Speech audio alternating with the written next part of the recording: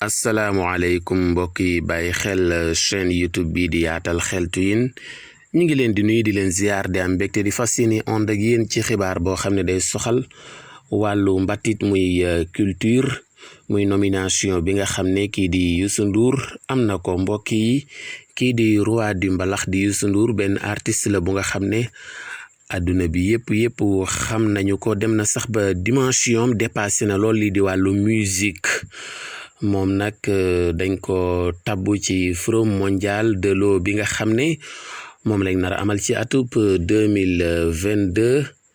fan lañ ko nar a amal fële ca Diamniadio mbokk yi Youssou Ndour liñ ko ci tabb nag mooy ambassadeur kon xibaar baa ngoog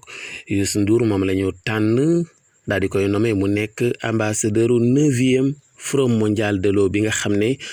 moom lañ nar a amal ci capitale sénégalaise bi di Dakar ci atub 2022 xibaar bi nag ñu ngi ko jibal ci ñaareelu ndaje mi nga xam ne kàngam yi séq wàllu saytu ak organiser ndaje moomu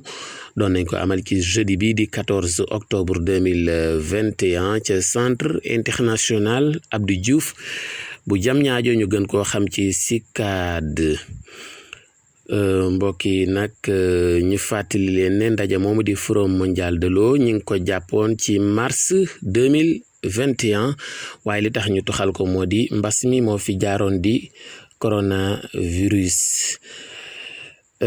événement bi nga xam ne nag moo nar a am muy 9e édition bi nar a am ci Dakar nag bu fekkee sotti na moo nar a nekk yoon wu njëkk ñuy amal forum mondial de l'eau fii ci déndub Afrique kon nag ndam lu rëy la ci roi di mbalax ñu ngi leen di ñaan ngeen ñëw abonné wu ci chaîne YouTube bi di yaatal xeltu yin di seetaan suñuy vidéo di commenter di aimé jaa ngeen jëf.